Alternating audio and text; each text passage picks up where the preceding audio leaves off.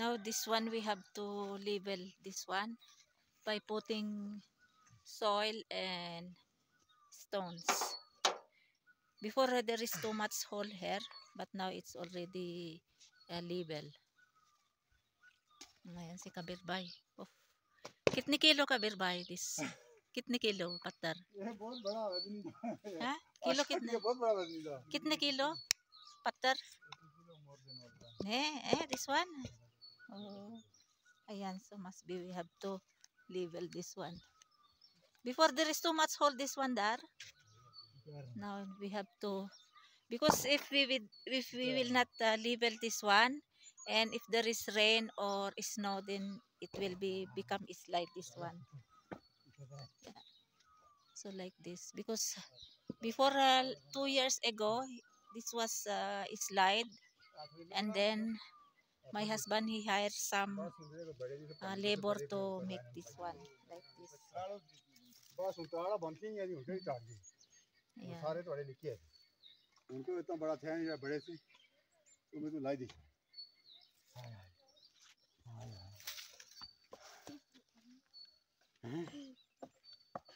It will be like that, like this, like that.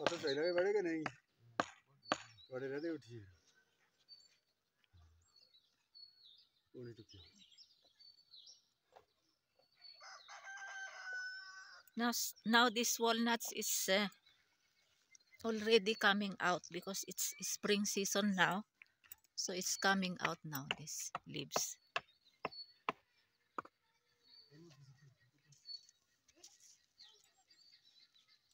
And that is plums. Now there is already leaves and some flowers.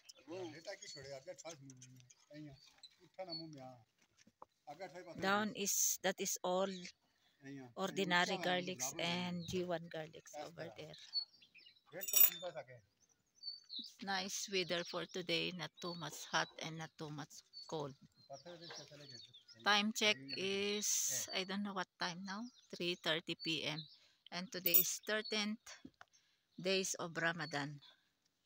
And today is March, I think today is 24, Dad?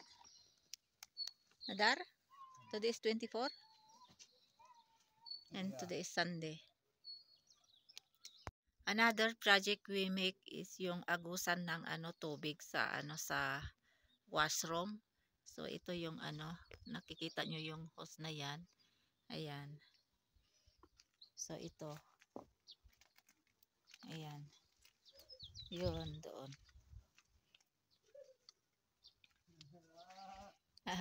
Yun. And ito ang tawag dito. Yan, yung ginagawa niya. How fit this one there? 1.5? 1.5. Then after that, we make this one cement? No. This is for water going. Yeah, no, but only like this. No need to put like that there? No. Ayan, ganyan. Tapos yung yung yung kinukuha na lupa dito ay doon ilagay para i-level doon. Until when there this McNally here? This until here? Hanggang doon. Para doon aagos ang tubig. Yun. Yan.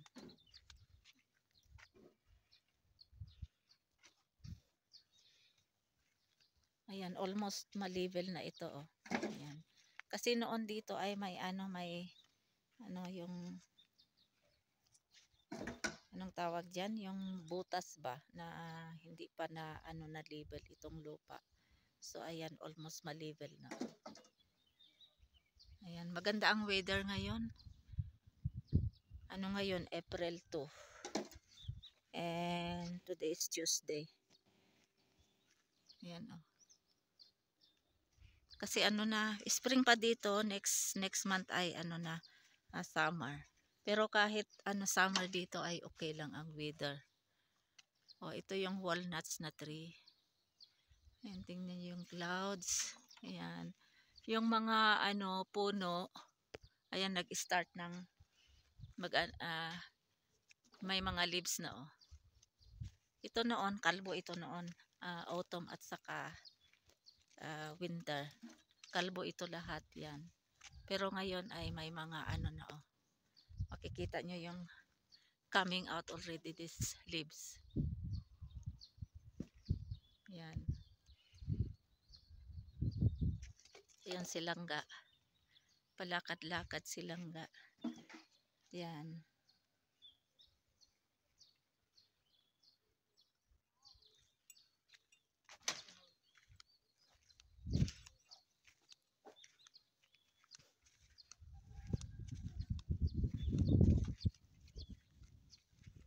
Langga! Na. Ayan. Tapos ito, next, after ng Eid, maumpisahan na ito. Kasi napinding ito dahil sa Ramadan. So inshallah by after Eid, maumpisahan na. Yan, maganda ang weather. At tapos ito, noong autumn at saka winter, ito lahat, dry ito lahat, pero ayan may mga grasses. Magiging green ito lahat.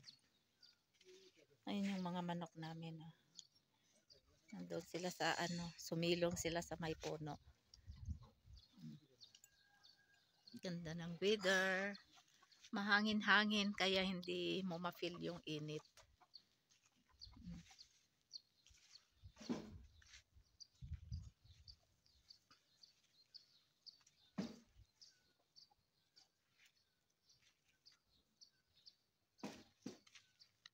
Tapos ito, tinaniman ni Lakay ng ito, ewan ko anong puno nito. Basta ganyan nito siya. Ayan, may roses, oh. Tapos yung dito din, tinaniman din ni Lakay ito.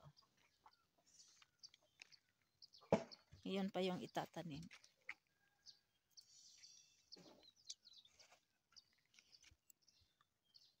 Yan yung swimming pool. Ano din yan, bubuksan din namin yan, lilinisin tapos lilinisin tapos lagyan ng tubig na malinis para by summer, June, July ay may mga maliligo dito. Diyan sa swimming pool na yan. Ito yung puno ng plums pero by this year wala masyadong flowers. Hindi nag-bloom kaya kunti lang ang maibunga nitong plums ngayon. Pati yung apricots. Yan yung puno ng apricot. Kasi last year, ang daming bunga na nahuhulog. Kaya siguro nagtampo. By this year, kunti lang siguro ang bunga nitong plums. Itong puno ng plums at saka yung apricot na yan. Pala ngayon, 22 days of Ramadan ngayon. Kaya 8 days more mag-i-Eid na inshallah. Siguro by April 10 or 11. Eid na dito. Sa Pakistan. Ewan ko lang sa ibang lugar, sa Pilipinas, sa Saudi, advance yata sila ng sa Saudi yata advance ng 1 day. So para halos magkaparehas lang, 1 day lang naman ang difference. Ayan. Ang bilis ng araw. 22 days Ramadan na ngayon. Alhamdulillah.